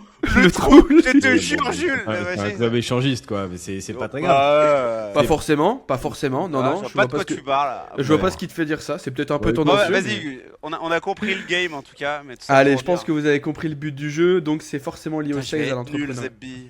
Vas-y. Allez, je vous donne à chaque fois 5 secondes parce que faut essayer de rendre le truc le plus dynamique possible. Ok? Vous êtes prêts? Je suis premier degré, c'est horrible. Vas-y. Allez, c'est parti. Citez-moi un logiciel SaaS en A. Apollo. Ok. Citez-moi une méthode ou un framework en B. BCG. Vente. Ok. J'ai entendu BCT? BCG. BCG, ok. La matrice BCG. La matrice BCG. Ouais, la matrice, j'avais cru BCT, je savais pas ce que c'était. Cite-moi un canal en C. Cold call. Ah, Ok. bah.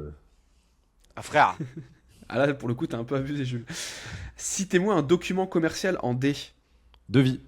Ah non, Ok. Et pardon. il y avait aussi deck. Pour le coup, pitch deck, ça pouvait passer. Non mais attends, Si- attends. Il y a une seule bonne réponse ou devis ça Bah passe Parce que... Bah non, mais pour Non, le non, coup, mais je peux vu en que t'as été premier, Ah. moi c'est bon. Non, mais je peux en accepter plusieurs, tu vois. Si, Oui. si par exemple, regarde, là t'as dit BCG, et ensuite on a dit Bant, les deux Mm. ils passent, tu vois. Citez-moi un canal ou un concept d'acquisition en E. Attends, Trois. un canal... L'écriture de lettres. Un canal ou un concept d'acquisition en E. L'enrichissement. Non. non. Mais non, un concept d'acquisition ou un canal d'acquisition en E. Les gars. Écriture. L'email. L'email. oui, Ah oui, l'emailing. Ah ouais. Putain, vous êtes. Eh ouais, mais tu sais, en fait, c'est le... Frère, moi j'ai cru qu'il mimait le pianiste, l'autre fou. Ah ouais. Qu'est-ce qu'il a en eux, ouais. Quand ouais. on est on the spot, on devient débile, gros. On est Je te vraiment dis des la bègues. vérité. En fait, tu sais, Ouais, tu mais te là- mets une pression où genre t'as des trucs qui passent, t'as des éléphants, des chameaux, des trucs qui passent dans ta tête, genre y a rien qui va. En plus, moi j'y crois à l'emailing, hein, je vous le dis. Ah ouais. Vraiment Écoute. C'est pas le sujet, c'est pas le On sujet. parlera, Allez, sponsor, ouais, on parlera c'est bon. sponsor, Gus, je vais devoir y croire prochainement. Ah, dis pas ça. Cite-moi un KPI en F. Un KPI en F. Les femmes avec lesquelles Gus a couché. Oh, pas de ça ici. Hein. Oh. Lui, il est un peu plus tiré par les cheveux. Un KPI en F. Ouais. Le fond de roulement. Bah, Ouais. je peux le prendre, c'était Un fréquence KPI, les d'achat. gars. C'était fréquence d'achat. Ok. Oui, mais attends, fond de roulement. Un peu tiré par les cheveux, je vous l'accorde. Ok. Citez-moi un levier de croissance en G. Là, pour le coup, t'as pas le choix. Le grosse. Grosse. Là, il y avait grosse ou moi je pense à Google Ads. Hmm. Il y avait ça aussi. Un indicateur ou un concept en H. Lié au call notamment. Il est dur celui-là, mais ouais. Un indicateur de créneau. Les horaires, non? Je sais pas. Ouais, heatmap. Ah, la heatmap. Ouais, mais La ça heatmap. vaut pour tout. Oui, Bah, c'est oui. sur un site aussi, t'as Heatmap et tout. Ouais, bah c'est pour ça que là ça pouvait Et passer. les horaires, c'est avec un Z, Jed. Merci Ouais. frère. Et les Z-O. oreilles, pareil. Cite- Oh, j'ai l'air teubé, mais j'adore. Ah, Je te jure, là, t'as j'adore. là, t'as l'air très con. Citez-moi un mot commercial en I. Un mot commercial. Ouais. Ou un acronyme en I. IST. Ouah, pas ouf. ICP. ICP. Mais c'est Ah, pas frère, commercial. c'est votre truc, Ah, ça, Jules. Hein. Mais c'est c'est pas votre truc, non, hein, mais mec. gros, c'est pas commercial, ICP. Bah, Oh, un non, peu le quand client même. idéal. Ouais, c'est Idéal, bon. bah, Ouais. le- Ah, idéal toi, t'as- customer profile. Ah, T'es non, sérieux ou mais quoi c'est pas non, c'est pas. Non, les gars. ICP, Bon, là, c'est t'es dur. market, c'est pas commercial. Ouais, ok, d'accord, là t'es dur. Ok, citez-moi une couleur du disque en J. Jaune. Jaune. Bah, une couleur en Jean-Pas- J, Jean- Justin. Ah, Mais non, gars. non, il y avait jaune et il y avait Jean-Pascal Mollet aussi. Il y avait Jean-Pascal Mollet Ah, qui est mais vous savez qui m'a répondu Ah, génial. pour le running gag? Il m'a Il t'a répondu. dit quoi? Il t'a dit quoi? Non mais j'ai été le chauffer sur du paddle. Il a mis un post où il disait qu'il faisait du paddle. Je dis t'es quel niveau? Il me dit je suis classé. Je crois qu'il est bien. Je crois qu'il est bien. Il est classé 21 000 français. Je suis classé 20 millième français. Je lui dis t'es dispo, on se fait une partie. Il me dit oui, je suis dans le 9-4 à tel terrain et tout. Genre on va pas faire de sales, Ah, mais y a on va faire bagarre. un paddle. Il y a bagarre. Mais go! Moi, il y a Après, Octogone, frère, Octogone direct. Il a 50 piges. Hein. Si je le tarte pas au paddle, j'arrête ma carrière. Attends, oh, Non, méfie, mais hein. elle. Moi, tu me parles pas d'âge, hein. Ouais, Il y a ouais. des il y a des mecs Non, à l'Aerox, mais- gros, ils ont 40 ans, ils tartinent des mecs de 25 ans. Ah hein. non, non, non. Mais Jean-Pascal, on fera un paddle avant de faire une collab sales, je pense. Ok. Un podcast. Cite- Faites un vlog. ça serait chaud. Ouais. Citez-moi un indicateur stratégique en L. Lifetime value. LTV. Bien. Oh. Putain, celui-là, il était dur parce qu'il n'y en avait qu'un en plus. Un indicateur financier en M. La marge. Ouais. J'avais Bon, marge ou j'ai MRR. reboot mon cerveau là, c'est bon. J'ai fait un Ah, reboot. là, il est chaud là. Ok. Je crois que je suis ok. en mute, hein, non? Non, Ouais. Non, ok. t'es là. Non, Ok. T'en as parlé tout à l'heure. Une étape du cycle de vente en N. Nurturing, Bien. Pas mal. Un terme commercial en O. opener, l'ouverture, Ouais, mais l'OPA, je sais- l'OPA. J'ai fait anglais jet, donc je sais que ça veut dire ouverture. OPA, l'OPA. Ouais, il y a. Ouf, ouais. Ok. Quoi? Commercial? Ouais, ok. Il y avait quoi? C'était quoi? Il y avait objection, offre, onboarding ou Ah oui, outbound. objection, ouais. Ouais. Objection, Tu ouais. vois, pour le coup, objection, je la voyais un peu plus. hein. Ouais. Ok, citez-moi un élément commercial en P. Le produit, Profit. le prix. Le pipeline, mais ça passe aussi. Ok, Profit. un Tu concept, sens le chef d'entreprise, hein. Profit, Ouais. frère. un concept lié à la qualification en Q. Lié à la qualification? Question. Oui, excellent, Ok. j'ai fait ça, j'ai fait le point d'interrogation. Bien joué. Un levier business en R. Le Oui. revenu. T'es dessus. Ah, le referral. Un levier business, c'est le referral. Mais le revenu aussi. Il y avait mis revenu aussi, donc ça me va. Je te l'accorde. Jules. On parle pas français dans cette émission, ça me plaît pas. Hein, je vous le dis. Une méthode de vente en S, qui est hyper connue. Le Spice. spin. Bien. Ou Spice, ça a Ok. marché, non? Ouais. Ouais. Un KPI en T. Et là, pour le coup, ça marche partout. Le taux de closing. Le taux de nos shows. Ça peut être le taux de no-show, le taux de closing, ça peut être tout en fait. Dès qu'il y a Taux un de taux. cholestérol. Le taux de cholestérol, ça marche aussi. Ouais. Pas mauvais. Un concept de développement business en U. En Ouais, U. lui, il est dur. En U. Juste. Attends. Concept de développement business. Upscale. Ah, non, upmarket. Upsell. Upsell. Upsell. Ouais. Ah, putain, j'avais upmarket. Ouais. Un indicateur ou un Attends, concept juste, stratégique. frérot, on est là jusqu'à quelle heure là? Parce que t'en as combien? Jusqu'à Z, hein, il est. En fait, on va jusque Z et on est au V. C'est ce qu'on a D'accord. Vous fait. savez, allez. par contre, premier degré, j'ai une difficulté, c'est savoir quelle est la lettre d'après. Je vous jure. Mais, Mais on reviendra c'est sur là- ma dyslexie plus tard. Ouais, Mais- c'est là où justement c'est dommage parce qu'il faut anticiper. Un indicateur ou un concept stratégique en V. Viability. J'allais Oui. dire visualisation, mais je suis pas Bien. dans la bonne thématique. Un concept business en W. Ou- J'en ai Non. 3. Concept business. Ouais. Oh, les 3 Français derniers vont être terribles. Non, à chaque fois c'est des termes anglais, non. Moi, j'avais un truc de marque blanche, mais ça n'a rien à voir. J'avais win rate, workflow, warm lead. Ok, warm lead. Ouais, bon. Ouais, voilà. Chat GPT quoi. Bah pour Allez. le coup warm lead je suis pas d'accord mais workflow ça passe. Et après bah on s'arrête là parce que vous avez perdu ici et ceux d'après ils sont vraiment tirés par les cheveux. Vas-y, viens, on teste. Teste. Ouais, On va pas s'arrêter à celui-là, il est W, fou. gros. Ouais celui-là il est vraiment chaud. Un concept business en X. Xiaoping. Xiaoping. Xiaoming. Non c'était X-Sell et c'est l'appellation de cross-sell mais stylisé. C'est cross-sell. Ouais. Ouais. Moi ça je savais pas. Un concept marketing en Y. Le Yaoping. Non, attends. Le Yammer, le Yop. Ouais, chiap, hein. Marketing, sorti. tu dis? Ouais marketing je suis pas fan parce qu'il nous a sorti yearly contract et year to date. Ah, yield management, sinon. Non. Non ça marche pas. Non. Non. Non, t'emmerdes pas. Non, mais c'est pas grave. Pour- Tata Yo-Yo. Ouais. Tata Yo-Yo. Et ensuite, Z. là, pour le coup, c'est hyper simple. Un CRM en Z. Zélie. Je l'ai. Non. Je le M'a dit mets, ça rentre. Je l'ai, Oui. je le dis pas. Zo. je le dis pas. Zo. Bah, il y a Zo, mais il y en avait un autre aussi. Il y a Zelik qu'on embrasse. Je l'ai dit. C'est ce que je viens de dire. Ah, J'ai t'as dit dit. Ah, j'ai pas entendu. C'est un CRM, Zélik? Mais C'est un PRM. J'ai dit C'est un Zélie, Zo. C'est un PRM. En fait, c'est un CRM qui est boosté parce qu'il fait pas que CRM. En gros, je te traduis vraiment, je synthétise, mais en gros, c'est ça. Je savais pas que c'était un CRM. Voilà. Bon, C'est pas mal je- plus comme concept, un premier degré. Faut qu'on bien. bosse un peu plus, mais c'est très bien. J'en ferai pas J'ai une pas boîte non plus, mais c'est bien. Non, j'en ferai pas un SaaS non plus, tiens, tu vois. J'en ferai Mais, pas un SaaS. Ouais, mais j'en ferai peut-être une boîte de jeux. Ah ouais. Ouais. Why not? Bah, comment il s'appelait le gars qui a lancé Loup-Garou? Qui s'est fait des en or Farid, Panayotis. Mais non, pas du tout. Qu'est-ce que tu racontes? Ça, c'est la série. Non, c'est Pierre de je sais pas quoi. Klavov. Pardon, Créateur de Loup-Garou. Ouais, c'est ça. Philippe de Palière, pardon. c'est Ouais. la famille. Bon, si vous voulez citer d'autres randoms, n'hésitez pas. On est bon sur le dessert, la douceur. Merci Gus pour ce moment. Je sais que ça t'a pris des semaines et des semaines à préparer ce jeu, donc ça me fait plaisir qu'on ait pu le faire et qu'on soit surtout au bout de l'alphabet.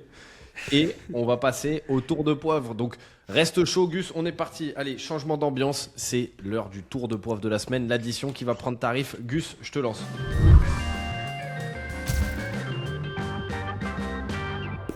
Go. L'addition, et je sais que ça va pas en plaire à Je me beaucoup parce que y a beaucoup de créateurs de contenu qui le font, mais j'en ai un peu rien à foutre. C'est le Alain bashing par rapport à ce que Jed a dit tout à l'heure. C'est le fait d'être en capacité, sans vergogne, de prendre une capture d'écran en anonymisant ou non une conversation LinkedIn et de le mettre à tort ou à travers sur LinkedIn pour en faire derrière des likes. Parce que pour le coup, qu'on se le dise, c'est un format qui prend extrêmement bien, parce que du coup, on peut facilement tirer sur quelqu'un. Et oui, si la personne a insulté vos grands-morts plus votre grand-mère, effectivement, vous pouvez le faire parce que vous avez des raisons. Mais à partir du moment où quelqu'un vous a envoyé un message personnalisé, que ce soit du setting et qui a fait de la prospection, chose qui est boudée par beaucoup de personnes, et bah évitez de le faire, évitez justement de publier cette personne sur les réseaux, parce qu'en fait ça va surtout inciter les gens qui font de la prospection ou ceux qui craignent de le faire à ne pas en faire parce qu'ils ont peur de se retrouver justement affichés. Et pour le coup, pourquoi je vous dis ça, c'est parce que c'est arrivé enfin j'ai vu un post où c'était notamment quelqu'un qu'on connaît tous les trois, et pour le coup c'était vraiment un message personnalisé qui répondait aux questions et qui avait fait un taf justement en amont de recherche sur le profil du prospect. Et le prospect, il est hyper content, il fait des réponses, mais vraiment bateau, en mode ok, ça peut. J'exagère, mais en mode un peu qu'est-ce que ça peut te foutre. Et après, derrière, le gars prend une capture d'écran, mais pas toute la conversation sur LinkedIn, pour ensuite derrière afficher et flaguer cette personne-là. Et au final, bah, ça a fait entre guillemets contre Kems, parce que moi, pour le coup, je l'ai vu et j'avais tout le contexte de cette conversation. Et voilà, je sais pas ce que vous en pensez, mais moi je trouve ça petit et surtout, même s'il y en a qui vont dire bah c'est pour partager les bonnes pratiques, dire ce que j'aurais aimé faire dans cette situation. Et ben en fait, je trouve que le retour en perso, qu'est-ce qu'il y a?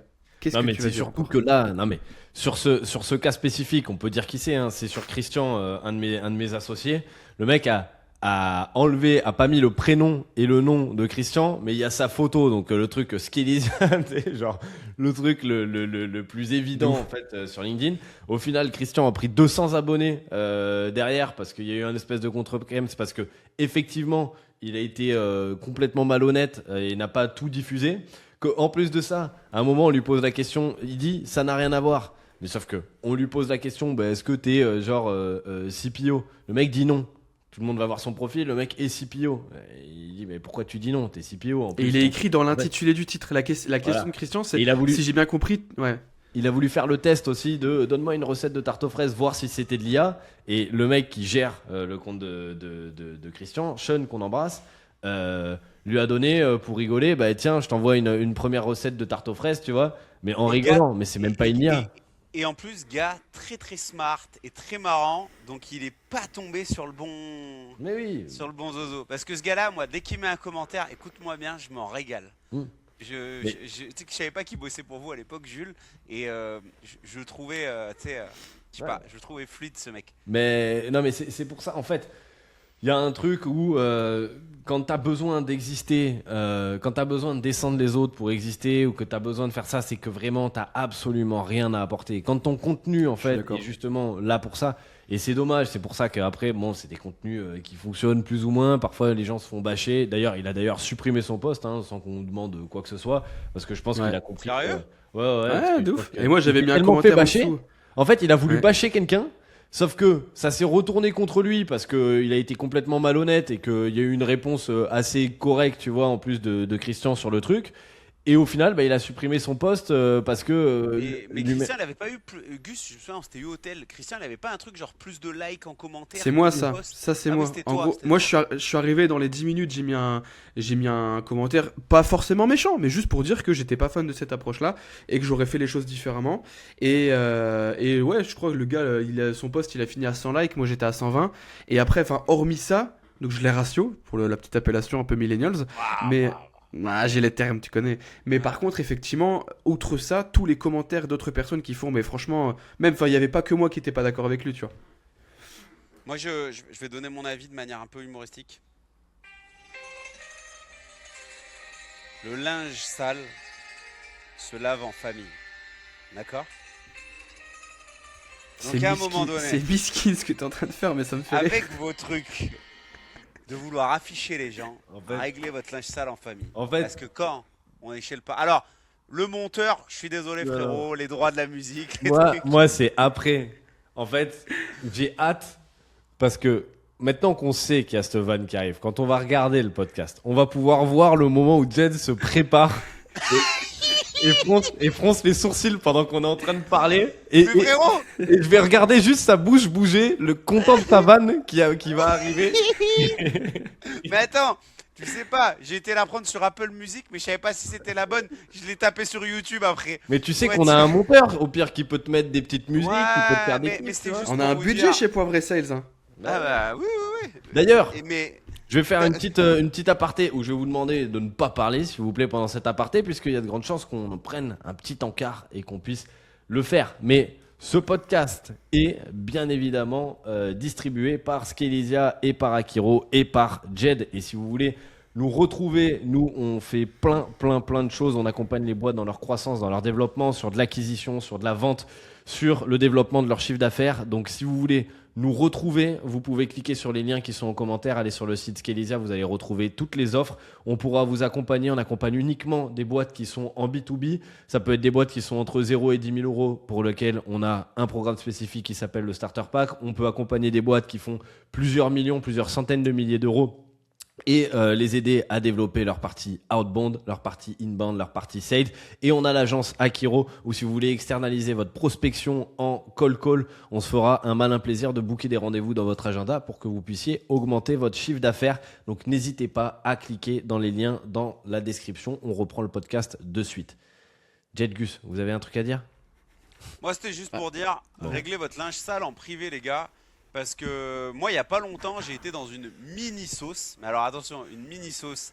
Et c'est Gus qui m'a Une prévenu. bernaise. Ouais, une au poivre. Une au Mais poivre. une bernaise qui a tourné, tu vois. Ouais, et je vais te dire un truc, une béarnaise qui a mal tourné. Et j'ai écrit au gars directement en privé, parce qu'il y a eu un post qui a été fait. Je rentrerai pas dans les détails, mais j'ai écrit au gars en privé et on s'est appelé. En fait, ça s'est ultra arrangé.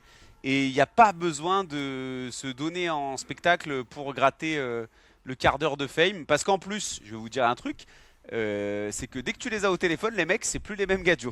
Mais C'est- oui, c'est un Et classique. je vais te dire un truc, moi Gus il m'a envoyé la capture d'écran, il me dit ah il y a des gens qui ont le seum hein. Je dis arrête et tout. Ouais.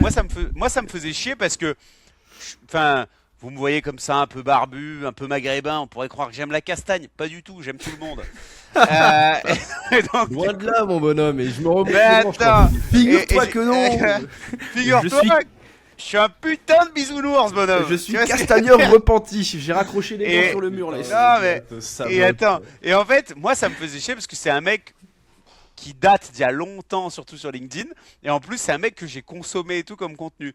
Et donc de me prendre Insiste, ce... On ne consomme insiste pas comme. les gens ici, on ne consomme Non, Moi, c'est mais un mec que j'ai consommé, je l'ai croqué à pleine daigne. Ouais. tu vois. Et en fait, quand je lui ai écrit, il m'a dit ah j'ai kiffé ton approche directe et tout, on s'est appelé le lendemain, 20 minutes au téléphone, c'était réglé. Et en fait, si on peut éviter la case post public où derrière tu reçois des messages de oh Jette ça parle de toi, ah tac ça parle de toi. soyez direct, les gars. Voilà, c'est tout. Et la musique C'est là du où on se parrain, rend compte que classique. dans les deux. C'est là où on se rend compte que dans les deux situations, c'est moi la. Mais regarde ce qu'on a. On La dirait que Ouais, j'ai ouais, vraiment- Le mec qui va te chauffer. Eh, t'as vu ce qu'il a dit? la Pookie dans le sas. Non, je suis pas. Non, je fais la remontée d'informations. C'est différent. Ah, Moi, ah. quand on touche à la famille, je sors les crocs. Hein.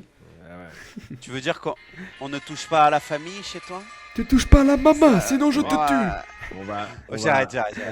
On va s'arrêter là-dessus, messieurs. s'arrêter là parce que Ouais, je sens ça me qu'il va va y bien. avoir des débordements et on va encore se faire shadowban pour la J'étais énième content de fois. vous voir en tout cas, messieurs. Franchement, j'étais Ouais, content de vous j'étais voir, les gars. content de vous voir. Si c'est pas fait, likez, commentez, likez-nous. On a besoin d'amour. Ouais. Vous voyez bien, on est en dépression. Regardez-nous là. Regardez nos gueules. Mettez-nous un peu d'amour là dans les commentaires. Et encore une fois, le jeu. N'oubliez pas, il faut mettre first avant Augustin dans les commentaires. Pour le moment, vous avez vraiment vos chances de mettre first en premier. Maman, Ouais, t'as parce- compris? Voilà. Écris first. Exactement. First. Allez-y. Et on va sortir les épisodes tous les mardis maintenant. Ça fait 2 épisodes que j'annonce ça. On verra si ça sort vraiment les mardis. Mais Allez, si on arrive à le on est tenir. parti. On essaye de créer des rituels. Salut. Here we c'était go Poivre again. Et Sales épisode 8. Ciao.